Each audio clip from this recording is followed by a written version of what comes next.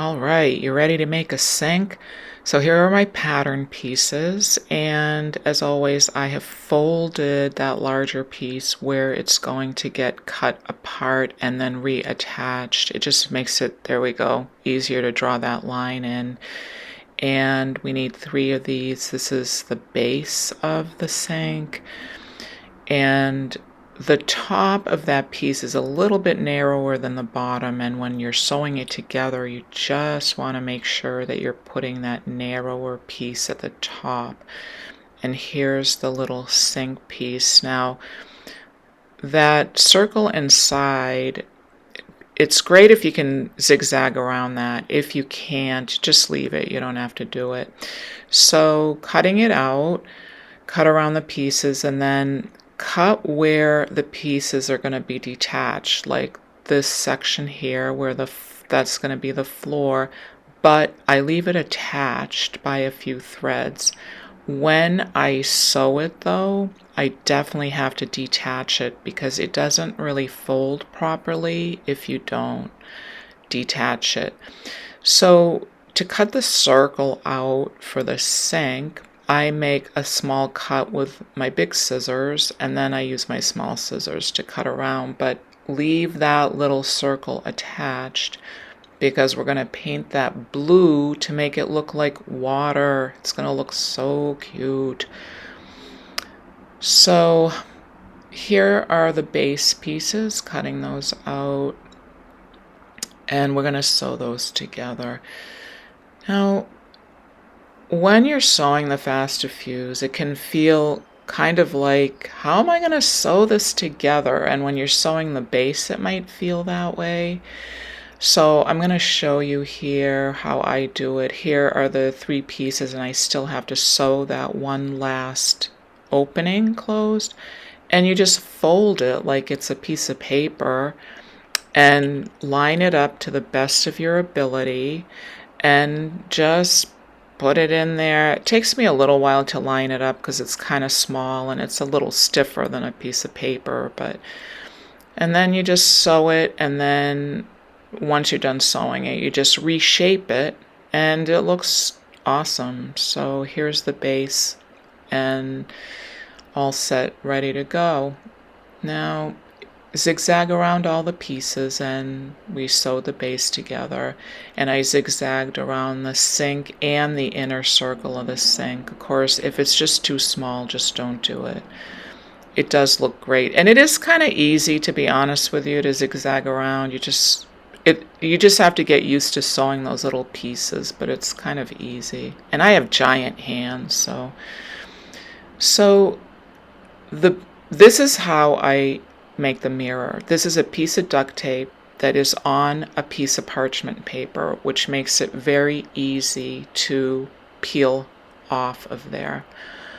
The only thing is you want to make sure that you draw that oval near the edge so that some of the parchment paper is still sticking out so that you can peel it back easier.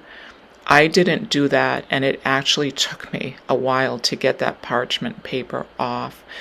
And this makes a really nice mirror. Now, I'm not going to stick that on yet because I'm going to be painting that, but I just wanted to show you how I do it. So now I'm painting that back wall of the sink white. I like using the white.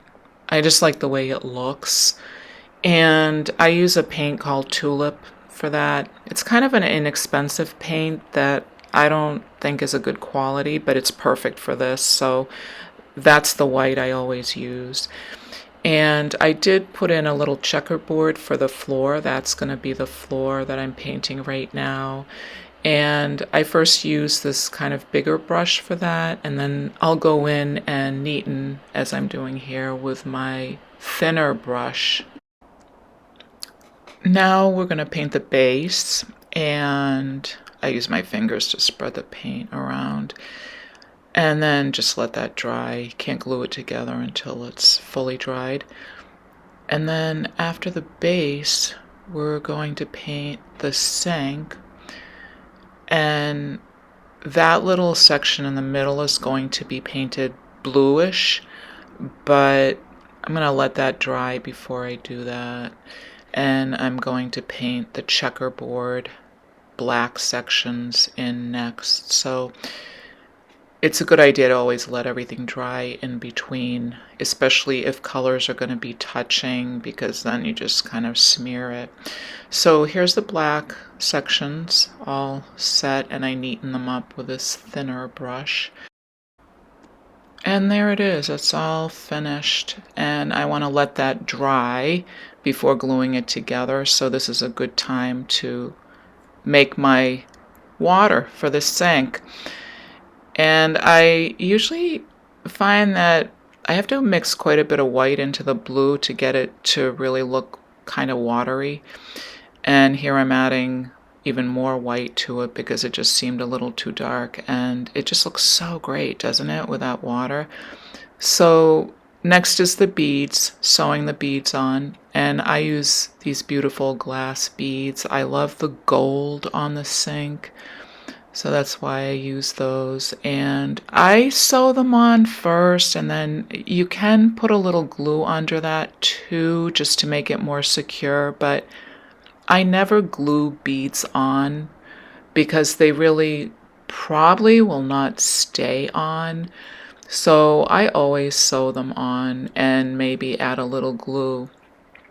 Now, the sink will get glued onto the base, and then the faucet. I use a glue gun for all of that. And that's the best part, is putting it all together. So now I can put my mirror on. Here's my duct tape. And I definitely would decorate around the mirror frame. In my finished sink, I used Austrian crystals, tiny little Austrian crystals around the edge of it. And here it is all put together. It's so adorable.